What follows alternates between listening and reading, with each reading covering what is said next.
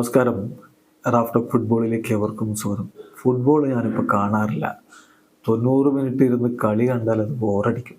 പക്ഷെ ടെന്നീസ് ഞാൻ എത്ര വേണമെങ്കിൽ കാണും. 5 മണിക്കൂർ വേണമെങ്കിൽ ടെന്നീസ് കാണും എന്ന് പറഞ്ഞ ഒരാളില്ലേ, അയാൾ ഇതാ ഇന്ന് വന്നിരിക്കുന്നു കളി കാണാൻ വേണ്ടി. അതും ബ്രസീലിൻ്റെ കളിയല്ല, അർജൻറ്റീനയുടെ കളി കാണാൻ. ഇന്ന് അർജൻറ്റീനയുടെ കളി കാണാൻ മെറ്റ് ലൈഫ് സ്റ്റേഡിയത്തിൽ 80,000-ത്തിലധികം കാണികൾ ഉണ്ടായിരുന്നു. പക്ഷെ അതിൽ ശ്രദ്ധേയമായിട്ടുള്ളൊരു മുഖം റൊണാൾഡോയുടേതായിരുന്നു. റൊണാൾഡോ കുറച്ച് ദിവസങ്ങൾക്ക് മുമ്പാണ് ഒരു പ്രോഗ്രാമിൽ വെച്ച് പറഞ്ഞത്, ഞാനിപ്പോൾ 90 മിനിറ്റ് ഫുട്ബോൾ കാണാറില്ല കാരണം ബോറടിയാണ്.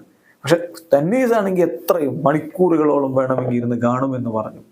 ബ്രസീലിൻ്റെ ഒറ്റ കളി കാണാനും ബ്രസീലിൻ്റെ ഇതിഹാസം റൊണാൾഡോ നസാരിയോ US വന്നില്ല. പക്ഷേ അർജൻറ്റീനയുടെ സെമി ഫൈനൽ മത്സരം കാണാൻ, ലിയോ മെസ്സിയുടെ മത്സരം കാണാൻ അദ്ദേഹം എത്തി എന്നുള്ളതാണ് ഇതിലെ ഏറ്റവും പ്രധാനപ്പെട്ട കാര്യം. ബ്രസീലിയൻ ഇതിഹാസങ്ങൾക്ക് പോലും ബ്രസീലിയൻ ടീമിൻ്റെ പോക്കിൽ മതിപ്പില്ല എന്നുള്ളത് കഴിഞ്ഞ കുറച്ച് നാളുകളായിട്ട് പുറത്തേക്ക് വരുന്നതാണ്. പലരും വിമർശനങ്ങളുമായിട്ട് പല ഘട്ടങ്ങളിലായിട്ട് പുറത്തേക്ക് വന്നിരുന്നു. ഏറ്റവും ഒടുവിൽ ഡാൽമിഞ്ഞ പറഞ്ഞത് നമ്മൾ കേട്ടു.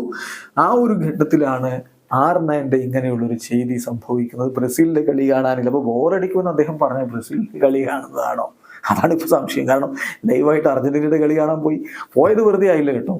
ലിയോ മെസ്സിയുടെ ഗോൾ വന്നു. ലിയോ മെസ്സിയുടെ ആ ഗോൾ എന്ന് പറഞ്ഞാൽ അലി ദെയ്യെ മറികടന്ന് ഫുട്ബോൾ ചരിത്രത്തിൽ ഗോളടിയിൽ അന്താരാഷ്ട്ര ഫുട്ബോളിൻ്റെ ചരിത്രത്തിൽ 2ാമനായ ഗോളാണ്. എന്തായാലും റൊണാൾഡോ നസാരിയോ പോലും അർജന്റീനയുടെ കളിക്കെത്തുന്നു, ബ്രസീലിൻ്റെ കളിക്കെത്തുന്നില്ല എന്നുള്ളത് ചർച്ചാ വിഷയമായി മാറിയിട്ടുണ്ട്. ഇവിടെ അവസാനിക്കുന്നു.